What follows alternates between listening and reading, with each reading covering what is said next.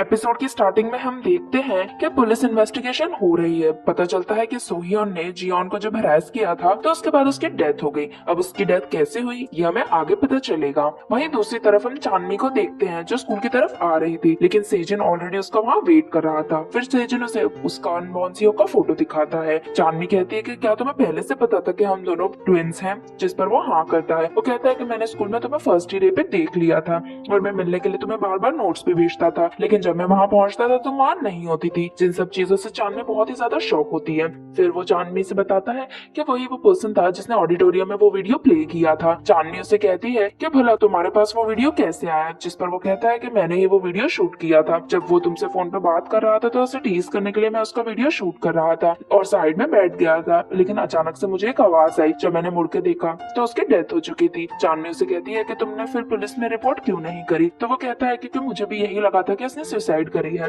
और वो मेरा आइडल था और मैं नहीं चाहता था कि उसे कुछ हो जाए, जिससे मैं बहुत ही ज्यादा अपसेट हो गया था। लेकिन तुम्हारे आने के बाद मैंने वापस से वो फोन ऑन किया और वहाँ पे मुझे देखने पे समझ में आया कि रियल में उसे किसी ने पुश किया था, जिससे मैं शॉक रह गया। चांदनी उसे पूछती है कि तुम्हारे माइंड में सस्पेक्ट कौन है, जिस पर वो सोहियोन का नाम लेता है, जिससे चांदनी शॉक रह जाती है। नेक्स्ट सीन में हम देखते हैं कि सोहियोन तेसो के पास जा रहा है और तेसो से उसका फोन देती है। दरअसल वो जब जियोन के पास गया था तो वो अपना फोन तेसो को देकर गया था। जब वो वहाँ से जाता है तो उसे जेबम मिलता है। जेबम मुझसे पूछता है कि मैं उस दिन तुम्हारा कितनी देर तक वेट कर रहा था, लेकिन तुम वहाँ पर क्यों नहीं आए। जिस पर वो कहता है कि मैंने तुम्हें मैसेज तो किया था ना कि मैं नहीं आ सकता हूँ। तो जेबम कहता है कि मुझे तो कोई भी मैसेज नहीं मिला। जब सोहियोन अपना फोन चेक करता है तो पता चलता है कि वो मैसेज सेंड ही नहीं कर पाया था, जिससे वो उसे सॉरी कहता है। लेकिन जेबम उसे कहता है कि कोई बात नहीं, नेक्स्ट टाइम तुम फ्री होगे तब हम फिर से चलेंगे। फिर दोनों वहाँ से जाते हैं और दोनों को जाता हुआ देखकर ओसंग बहुत ही ज्यादा अपसेट होता है और कहता है कि पहले तुम्हारा फ्रेंड बॉन्सक था और अब तुम्हारा फ्रेंड सोहियोन हो गया है। तभी हमें फ्लैशबैक दिखाया जाता है कि जब जेबम ने ओसंग को उसका और बॉन्सक का फोटो दिखाया था तो वो उससे फोटो साइड में लेके आ गया और कहता है कि किसी को भी मत बताना कि तुम बॉन्सक को जानते थे, वरना लोग तुम्हें भी सस्पेक्ट समझने लगेंगे और तुमसे बहुत सारी क्वेश्चनिंग करेंगे।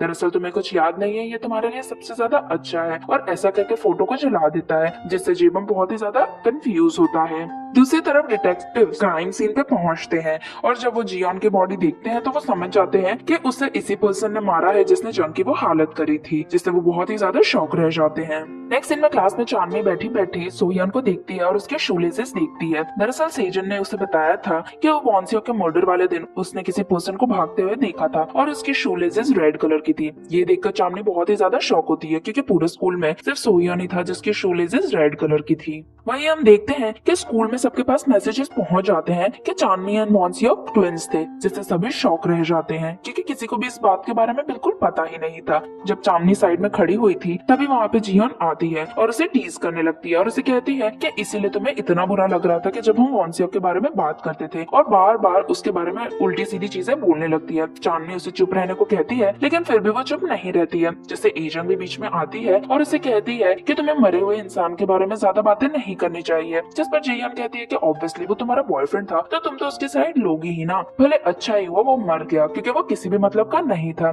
ये सुनते ही चांदनी अपना गुस्सा कंट्रोल नहीं कर पाती है और वो जेयोन के बाल पकड़कर उसे मारने लगती है। जेयोन भी खुद को डिफेंड करने का ट्राई करती है, लेकिन इस बार तो चांदनी के गुस्से का कोई कंट्रोल ही नहीं था। वो अपनी पूरी ताकत से जेयोन को मारने लगती है और उसके मुंह का तो पूरा नक्शा ही बिगाड़ देती है और उसका ऐसी हालत देख के सभी लोग बहुत ही शॉक हो जाते हैं और उसे रोकने की कोशिश करते हैं, लेकिन चांदनी आज रुकने को बिल्कुल भी तैयार नहीं थी। नेक्स्ट सीन में हम देखते हैं कि जियोन अपना टूटा हुआ मुंह लेके साइड में बैठी हुई है और उसकी ऐसी हालत देख के उसके पेरेंट्स भी बहुत ही ज्यादा शॉक थे और उसकी मदर कहती है कि जिस भी लड़की ने उसके साथ ऐसी हालत करी है उसे स्कूल से निकाल दो। और यहाँ हम जियोन को देखते हैं जो बहुत ही ज्यादा शॉक में थी। दूसरी तरफ हम देखते हैं कि एजंग एंड तेसो दोनों ही खड़ी होकर चांदनी का वेट कर रही है। जब चांदनी वहाँ आती है तो उन्हें बताती है कि टीचर ने उसे कुछ दिन घर पर रहने को ही कहा है और उसे अच्छा लगता है कि वो दोनों उसका वेट कर रहे थे। नेक्स्ट सीन में तीनों आइसक्रीम पार्लर जाते हैं, बातें करते हैं, जहाँ पर वो दोनों कहते हैं कि हमें बिल्कुल भी आइडिया नहीं था कि वॉन्सियो की कोई सिस्टर भी है।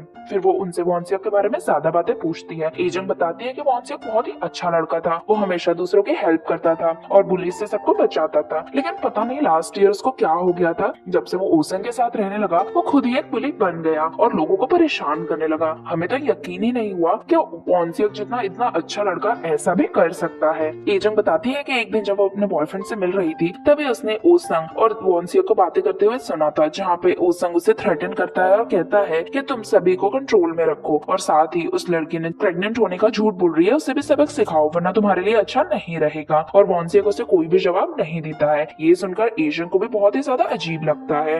नेक्स्ट सीन में चांदनी सेजन के पास जाके ये सारी बातें बताती है, जिस पर वो भी हाँ करता है कि जब से वॉन्सिया ओसंग के साथ रहने लगा था तब से ही वो इस तरह की हरकतें करने लगा था। पहले तो ऐसा लगता था कि वॉन्सिया की ही चलती है, लेकिन अचानक से पता नहीं क्या हुआ, ओसंग उसे इन्फ्लुएंस करने लगा। ये सब कुछ सुनकर चांदनी को बहुत ही ज्यादा गुस्सा आता है। वहीं दूसरी तरफ पुलिस इन्वेस्टिगेशन हो रही थी, जहाँ पे डिटेक्टिव्स बताते हैं कि जंग का और जियोन का दोनों का ही केस जुड़ा हुआ है, क्योंकि दोनों को ही हरास करने वाला पर्सन सेम ही था। उसके बाद डिटेक्टिव्स जंग के पास जाते हैं और उससे इस बारे में ज्यादा पूछने लगते हैं, जहाँ पर वो बताते हैं कि वो पर्सन किस टाइप का था। तो वो कहता है कि उस पर्सन ने मुझे एक ही पंच में नीचे गिरा दिया था। फिर वो पूछते हैं कि तुम्हें उसके बारे में कुछ और याद है? तो वो कहता है कि ज्यादा याद तो नहीं है, लेकिन हाँ, उस पर्सन के अंदर से कुछ ऑयल जैसी स्मेल आ रही थी, मानो वो पूरे दिन मशीनरीज के साथ रहता हो। ये सब कुछ सुनकर डिटेक्टिव जिनके माइंड में कुछ आता है। नेक्स्ट सीन में डिटेक्टिव चांदनी के पास जाते हैं और उसे कहते हैं कि उस दिन तुमने जंग के घर के बाहर किसे देखा था? तो वो बताती है कि मैंने तो आपको ये चीजें पहले ही बता दी हैं, और आप मेरे भाई के मर्डर के बारे में क्यों इन्वेस्टिगेशन नहीं कर रहे हो? जिस पर डिटेक्टिव कहते हैं कि मे बी ये दोनों केसेस जुड़े हो सकते हैं। चांदनी कहती है कि ऐसा हो सकता है कि जिसने जंग की ये हालत करी हो और जिसने मेरे भाई को मारा हो वो सेम ही पर्सन हो। जिस पर डिटेक्टिव हाँ बोलते हैं, तो उसका कंफ्यूजन और भी ज्यादा बढ़ता है। दूसरी तरफ डिटेक्टिव जिन सोयोन के पास होती हैं और उसे इन्वेस्टिगेशन कर रही होती हैं और उसे कहती हैं कि तुम कितना अच्छा पंच कर लेते हो, जिससे वो बहुत ही कंफ्यूज होता है। दरअसल अब डिटेक्टिव जिन को लगने लगा था कि जिस पर्सन ने जंग को मारा है वो सोयोन ही है, और वो बार बार सोयोन से ज्यादा क्वेश्चन करने लगती है और उसे पूछते हैं कि तुम भला उस दिन उस एली में क्या लेने गए थे? तो वो कहता है कि मैंने आपको सारी चीजें पहले ही बता दी हैं, फिर आप मुझे बार बार सेम क्वेश्चन क्यों कर रही हो? तभी डिटेक्टिव पूछते हैं कि तुम्हारे शूज भी बहुत अच्छे हैं,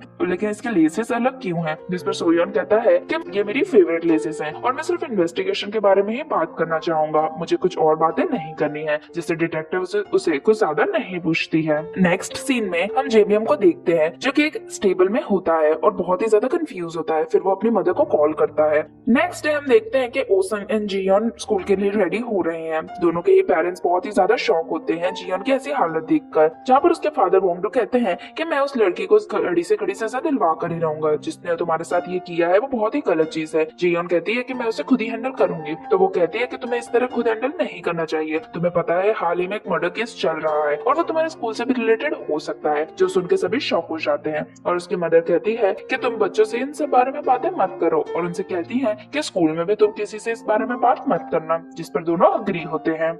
नेक्स्ट सीन में जब चांदनी शूटिंग कर रही थी तभी ओसंग उसके पास आता है। चांदनी उसे वहाँ देख के कंफ्यूज होती है। वो उसे पूछता है कि तुम अभी अकेले में यहाँ पे शूटिंग क्यों कर रही हो? तो वो कहती है कि मुझे स्कॉलरशिप मिली है तो मुझे प्रैक्टिस तो करनी ही पड़ेगी। जहाँ पर ओसंग उससे माफी मांगने आया होता है, तो वो पूछती है कि तुम किस चीज की माफी मांगने आए हो? वो कहता है कि जियो ने जो भी तुम्हारे साथ किया वो बहुत ही गलत है, लेकिन मैं तुम्हें स्कूल से सस्पेंड नहीं होने दूंगा। तो वो कहती है कि तुम भला ऐसा क्यों करोगे? तो वो कहता है क्योंकि तुम मॉन्सियो की सिस्टर थी, वो यहाँ होता तो वो भी यही चाहता।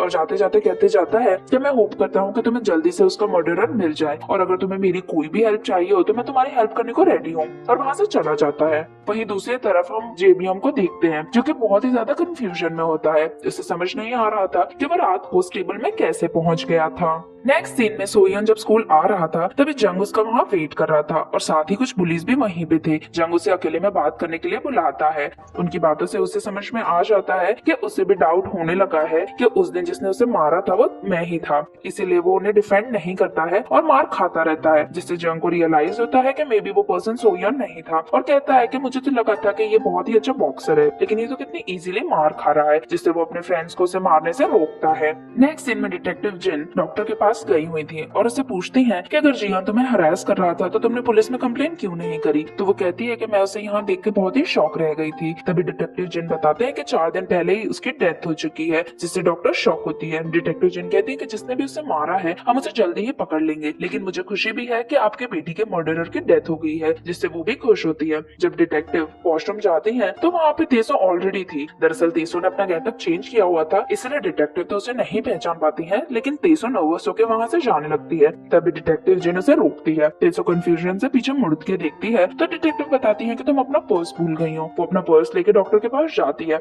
और उसे पूछती है कि डिटेक्टिव यहाँ क्यों आई थी। तो डॉक्टर बताती है कि जिस लड़के ने मेरी बेटी को मारा था किसी ने उसका 4 दिन पहले ही मर्डर कर दिया है। ये सुनकर तेसो शॉक रह जाती है क्योंकि 4 दिन पहले ही तो सोहियोन उसके पास उसे हरास करने के लिए गया था। नेक्स्ट सीन में ओसंग जेयोन के फादर के पास आता है। वोंगडो से पूछता है कि तुम बोला यहाँ क्या लेने आए हो। तो वो बताता है कि आपको चांदनी को स्कूल से एक्सपेल नहीं करवाना चाहिए। तो उसके और जेयोन के बीच में जो भी हुआ उसमें जेयोन की ज्यादा गलती थी और उससे बताने लगता है कि चांदनी कितनी अपसेट रहती है, जिससे उसके फादर कहते हैं कि ठीक है मैं उसे एक्सपेल नहीं होने दूंगा। वहीं दूसरी तरफ डिटेक्टिव अभी भी जियोन के मर्डरर को ढूंढ रही थी। उसे कुछ क्लू मिलते हैं तभी उसके हस्बैंड का कॉल आता है जो उससे कहते हैं कि तुम मुझसे मिलने आज वापस से बॉलिंग एली में आना, जिसके लिए वो अग्री होती है। तभी उसे याद आता है कि जंग ने जो बताया था कि जिस पर्सन ने उस पर अटैक किया था उसमें से ऑयल की स्मेल आ रही थी। तो उसे याद आता है कि बॉलिंग एली में भी उसी टाइप का ऑयल यूज किया जाता है जिससे उसका शक बढ़ता है। तभी हम दूसरी तरफ सोहियोन को देखते हैं जो कि बॉलिंग एली में ही था। तभी वहाँ पे तेसो आती है,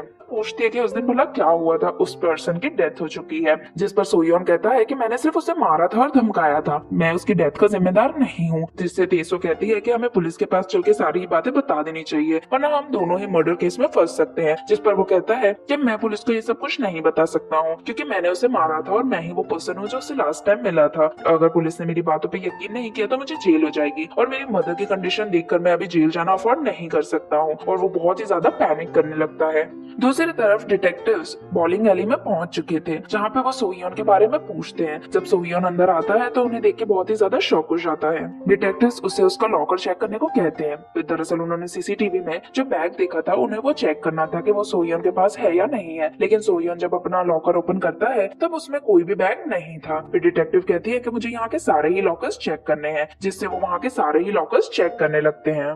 लेकिन तभी फ्लैशबैक में दिखाया जाता है कि सोहियोन ने अपना बैग दरअसल अपने जिम में छुपाया था, जिससे डिटेक्टिव सोहियोन के जिम में जाने लगते हैं उसका बैग चेक करने के लिए। जब डिटेक्टिव मुड़कर देखता है तो सोहियोन भी वहाँ से जा चुका था। दरअसल सोहियोन नहीं चाहता था कि उसका बैग पकड़ा जाए, इसलिए वो वहाँ से भागता है और डॉक्टर उसे वहाँ से जाते हुए देख लेता है। वहीं चांदनी अकेली शूटिंग प्रैक्टिस कर रही थी और बहुत ही ज्यादा गुस्से में थी। यहाँ पे जिम में डिटेक्टिव जिन पहुंच चुकी थी। कोच उससे सोहियोन का लॉकर चेक करने से मना करते हैं, लेकिन वो उसे मारती है और नीचे गिरा देती है। फिर वो जाकर सोहियोन का लॉक तोड़ देती है, लेकिन तभी वहाँ पे सोहियोन आ जाता है। जब वो उसका लॉकर ओपन करती है तो वो बहुत ही शॉक रह जाती है। वहीं दूसरी तरफ हम चांदनी को देखते हैं जो कि कहीं जा रही होती है एक बड़ा सा बैग लेते हुए। यहाँ पर जिम में हम देखते हैं कि सोहियोन के लॉकर में कोई भी बैग नहीं था, जिससे डिटेक्टिव जिन भी बहुत ही ज्यादा अपसेट होती है। वहीं कोच उसे कहता है कि आपको बार बार उस पर इतना ज्यादा शक नहीं करना चाहिए। जिसके बाद जिन सोहियोन से कहती है कि क्या मैं तुम्हारा रूम चेक कर सकती हूँ, लेकिन वो मना कर देता है और कहता है कि आप मुझ पर बार बार इस तरह शक करना बंद कर दो, जिससे वो भी अपसेट होती है। वहीं हम चांदनी को देखते हैं जो कि कन्वेंशनल स्टोर में थी। वो अपने बैग में से सोहियोन का बैग निकालती है और उसे पार्सल करके अपने ऑर्फनेज में भिजवा देती है